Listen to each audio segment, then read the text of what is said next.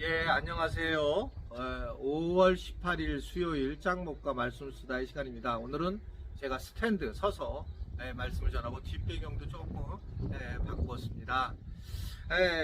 우리가 오늘 우리에게 주시는 하나님의 말씀은 창세기 45장 21절에서 28절의 말씀인데요. 하나님 말씀 보시겠습니다. 이스라엘의 아들들이 그대로 할세 요셉이 바로의 명령대로 그들에게 수레를 주고 길양식을 주며 또 그들에게 다 각기 옷 한 벌씩을 주되 베냐민에게는 은 300과 옷 5벌을 주고 그가 또 이와 같이 그 아버지에게 보내되 순나기 10필에 애굽의 아름다운 물품을 실리고 암나기 10필에는 아버지에게 길에서 드릴 곡식과 떡과 양식을 실리고 이 형들을 돌려보내며 그들에게 이르되 당신들은 길에서 다투지 말라 하였더라.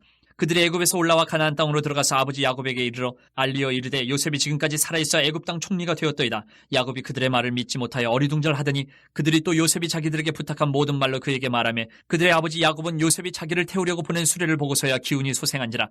이스라엘에 이르되 조카도다 내 아들 요셉이 지금까지 살아있으니 내가 죽기 전에 가서 그를 보리라 하니라.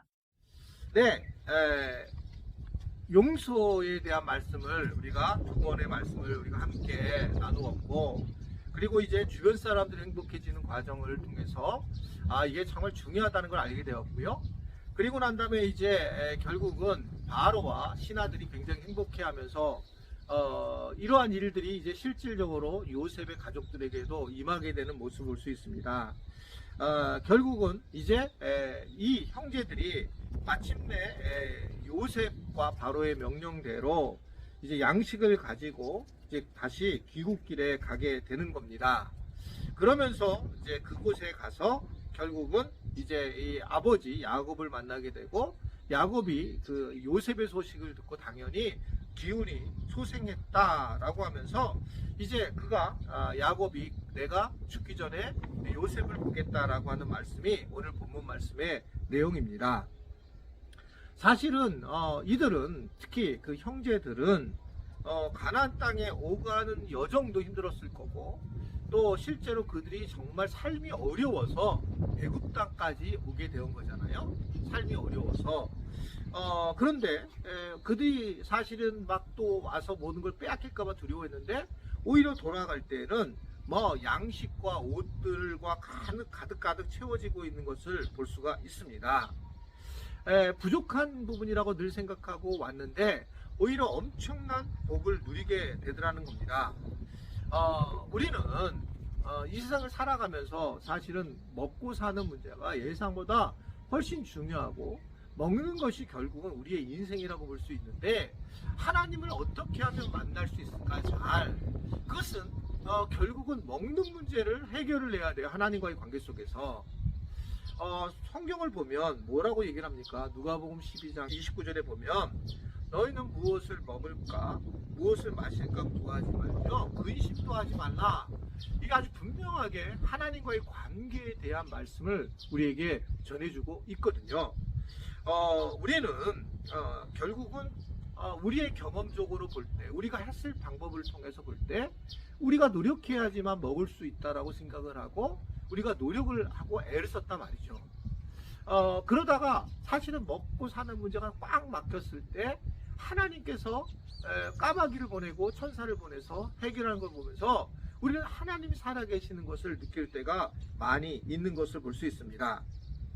사실은 이 먹는 문제를 해결하는 것이 먹는 문제에 대한 이야기보다 하나님이 살아계시는 것을 우리에게 전하는 그런 부분이라고 생각할 수가 있어요. 그래서 하나님은 먹는 것을 책임진다는 쪽보다는 하나님이 이 일을 하신다라고 하는 것들을 우리에게 강조하고 계시는 것들을 보게 됩니다. 많은 사람들이 왜 이런 경험을 하지 못할까? 그 이유는 아주 간단해요. 본인이 어떠하든 인간적인 방법을 쓴다는 거죠. 인간적인 방법을 쓰기 때문에 하나님께서 하시는 일들을 잘 모르는 경우가 굉장히 많이 있습니다. 제가 그런 말을 했잖아요.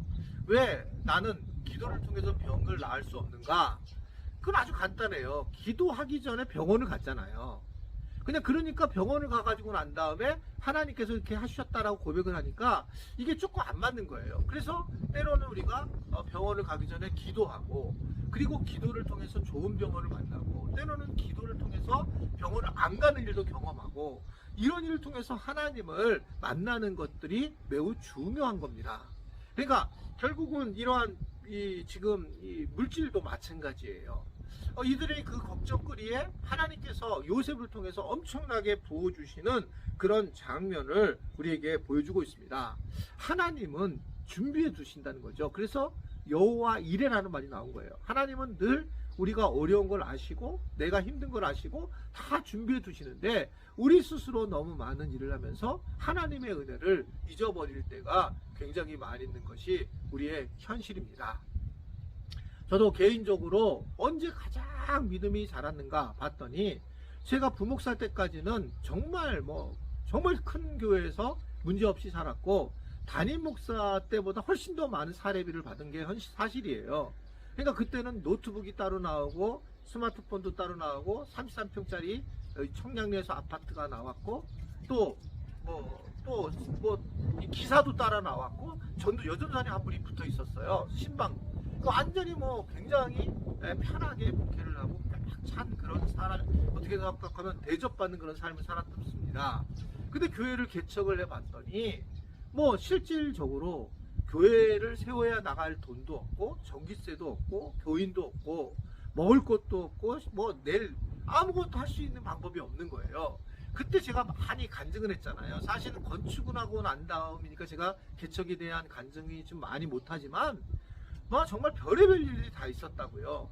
어느 분이 와서 8천만 원을 헌금하는 경우도 있었고 우리 교회 교인이 아니었고, 그리고 제가 돈이 정확하게 필요할 때에 100만 원씩 누가 성경에 꽂아서 새벽 기도 때 주고 가시는 분들이 계시더라는 거죠. 그때 가장 놀랬던 건 뭐였냐면 하나님에 대한 놀라움, 하나님이 이 일을 하셨다라고 하는 그 놀라움을 개인적으로 경험하면서 하나님이 하시는구나 라는 생각을 하게 되면서 담대해지는 경험을 하게 되었습니다. 물론 또 건축 이후도 마찬가지입니다. 수많은 분들이 제가 복음학교를 갔다 와서 복음학교 쓰고 난 다음에 우리 교회에 오신 거를 너무나도 잘할 겁니다. 이번에 제주도에서 김우일 장로님 만났을 때 그분이 2년 동안 우리 교회에 있으면서 그분이 이번에 그런 얘기 하는 겁니다. 자기 인생에서 가장 믿음이 좋았을 때가 하늘꿈 연동교회였고, 교회를 건축하고 그렇게 다녔을 때에 하루하루 한 주 한 주 사람들이 많아서 빨리 예배를 드리러 와야 되는 그런 상황을 경험하면서 굉장히 놀랬다. 그때 부흥이라는 걸 처음으로 보았다라고 하는 것을 고백을 하는 겁니다. 저는 사실 다 잊어버린 이야기였는데 그것을 이야기할 때 저도 가슴이 뭉클해지고, 주님께서 그렇게 엄청난 일을 하셨지, 지금 이렇게 많은 우리 교인들이 편한 상태에 있기 전에, 그러기 전에 그런 놀라운 부흥이 임했던 것들을 우리는 보았고 경험했던 사람들입니다. 때로 살아가면서 먹고 사는 문제가 어려움이 있을 수 있지만, 그러나 이렇게 요셉의 형제들을 돌봐주신 하나님께서 여러분들을 분명히 붙잡아 주시고 돌봐주실 것입니다.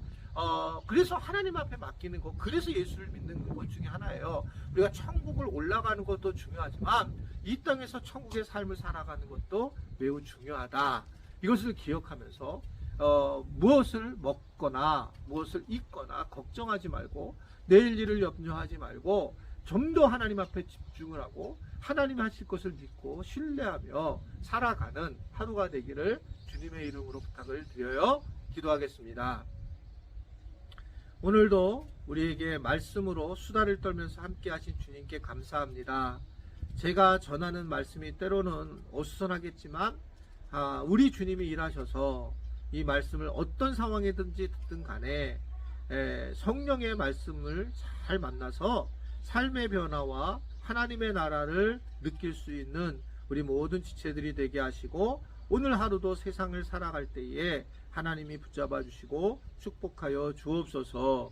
예수님의 이름으로 기도드리옵나이다. 아멘.